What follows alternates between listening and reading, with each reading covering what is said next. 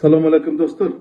Өткөн жумада, жок, тагыраагы аркы жумада Жогорку Кеңеште бир топ депутаттар демилге көтөргөн экен. Лелинден айкелин алып салуу боюнча, алмаштыруу боюнча, анан арачолоо деле ошонун артынан социалдык тармактарда аябай талкуу күчөп кеткен. Туура кылат депутаттар, демилгесин колдойбуз, Лелинди жоготуш керек, Лелинде эмне кереги бар дегендей кылып, жана мен ошондо посттордун бирине комментарий калтырып койгом. Ай, Лелин силерге эмне жамандык кылды? Лелинге тийишпей оокатыңарды кыла бергилечи. Тарыхты мылтыкпен асыган келечек Замбирекпен атар унутпагыла дегендей кылып пост жазып койсом, комментарий жазып койсом, ошол комментарийге жооп жазыптыр бир эки жигит балакайлар. Мага акыл айтып, ушу Лелинди сиз жакшы көрөт окшойсуз. Жакшы көрсөңүз айлыгыңыз калып барып кое албайсызбы айкелин? Огородуңузга кое албайсызбы десе, дагы бирөө какшыктагандай кылып жазыптыр. Фамилияңызды деле Ульянов кылып өзгөртүп албайсызбы? Лелинди сиз жакшы көрсөңүз дегендей кылып, жанан жооп бергим келген эмес, бирок кече мырда күнү Капкс медиада бул боюнча атайын иликтөө жүргүзүптүр дегеле ошонун алышы боюнча кандай карайсыздар деп анан коомчулуктан пикирин билгенге аракет кылыптыр да, ошолорго кошулуп өзүм пикиримди билдирип кетким келди да, негедир дегелечи, дегеле ошо жанагы балакайларга айтайын дедим эле да, батышты каалаган эгемендикти эркеледечи. Лелин силерге эмне жамандык кылды? Лелин кыргыз элине эмне жамандык кылды? Кыргыздын элин аттуу, кыргыздын жерин саттуу, силер жергендей Лелин эмне зыянын келтирди ушу кыргыз элине? Тескерисинче кыргыздарды колония кылып басып алам деп, жерин тартып алам, элин басып алам, колония кылам деген Николай II кыргыздарды аттырган падышаны ошо Лелин аттырып салбадыбы? Үркүп Кытайга качкан кыргыздарды кайтаруу боюнча демилген ошо Лелин көтөрүп чыкты го. Же бул жалганбы? Бул тарых да. Анан ошол улуу кыргыз каганат деген түптөгөн кыргыз элин экинчи жолу мамлекет түптөшүнө түрткү көргөн ким? Лелин да. Же калппы? Же муну да танасыңарбы? Же муну да чанасыңарбы? Ошол социалисттик коомдо биз кыргыз автономдуу областы республикасы, союздук республика, анан мынтип атты эгемендик мамлекет албадык. Ошо Лелиндин эмне жамандыгын көрдү кыргыз эл? Айткылачы ошол жерден. Билсеңер, ошо Лелин эмне жамандык кылды кыргыздын элине, кыргыздын тарыхына, кыргыздын дегеле наркына, каада салтына, үрп адатына Лелин эмне жамандык кылды?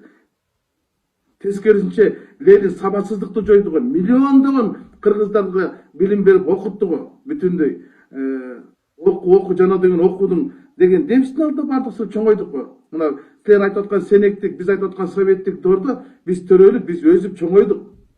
Билимин алдык, тарбиясын алдык.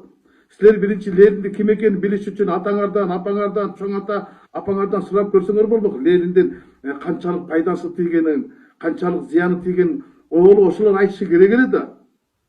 Мен сыяктуу силердин деле атаңар бар чыгар да. Апаңар бар чыгар да. Мен сыяктуу силердин деле атаңар төшүндө могу жерде 5 бурчтуу значок тагынган чыгар да, октябрат болгон чыгар да. 1-чи класска чейин, 3-чү класска чейин биз Володя Ульяновдун сүрөттөрү значок тагып октябрат болгонбуз. 3-чү класстан 7-чи класска чейин кызыл жабоо тагынып, кызыл значок тагынып Сегдегатов деген пионер болгонбуз. Андан кийин комсомол болгонбуз. Дегеним биз 10 жыл бою ошол Лелинди төшүбүздө көтөрүп жүрүп чоңойдук да. Улуу Лелин атабыз биз чоңойдук, капасыз деген уранды жатка билчүбүз да. Баардыгыбыз ошентип окуп чоңойдук. Ошол Лелин курган советтик доордо кыргыз эли эң өсүп өнүкпөдү, эң чоң ийгиликтерди ошол кезде жаратпадыбы? Анан ошолорду баарын таанып кетип анан бүгүн Лелинди душман кылабызбы?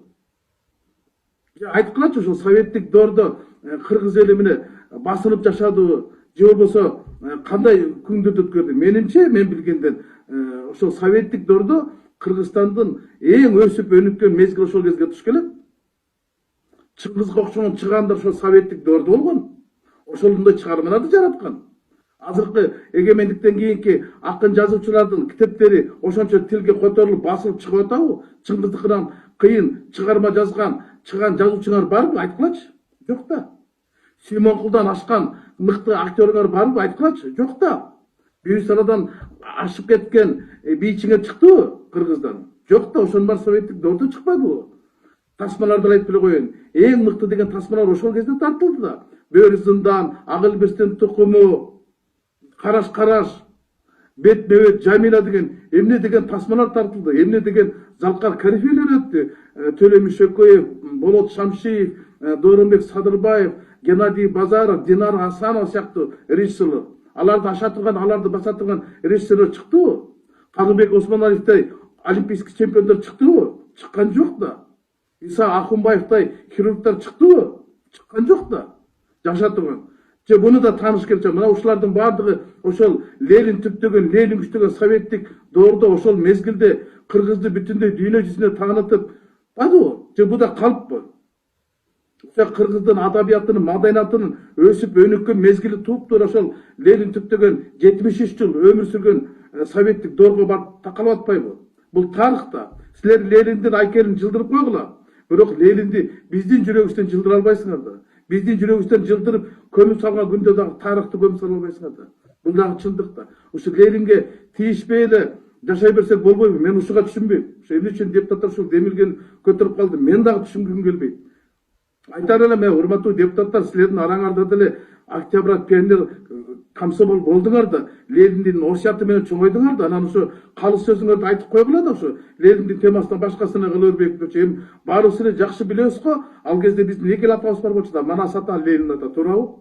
Ошол эки атабыз эки аянтта турат. Ошол эки атабыздан башкасын кыла берсек болбойбу же? Же эмне аларды алмаштырыш керекпи? Тууну алмаштыргандай. Манас ата ата аянтта турсун, Ленин ата эски аянтта турсун. Ушундай эстерди дегенде империяны куруп, канча деген сабатсыздыкты жоюп, мамлекет түптөгөн Ленинден бир 6 метр квадрат жерди аяп калдыкпы. Анан Турдакыр Усубалиевдин айкелин коюп атпайсыңарбы? Ай, туугандар, Турдакыр Усубалиев тирүү болгондо ошол кишиге ушул сөздү демилгени айта турган болсоңорчу, ашата сөкмөк. Ай, жөн эле койгула деп, анткени ал киши өмүр бою ошол коммунисттик партиянын мүчөсү болуп өттү да.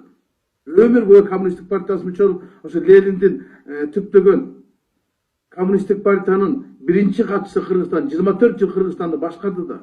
Өлөр өлгөнчө ошо партиянын мүчөсү болуп өлбөдү. Анан ал киши макул болмогон эмес да. Ал киши эски аянттан, жаңы аянттан эски аянтка көчүргөндө каршы болгон. Анан алып салсаң абдан каршы болмок. Ашата сөкмөк да силерди.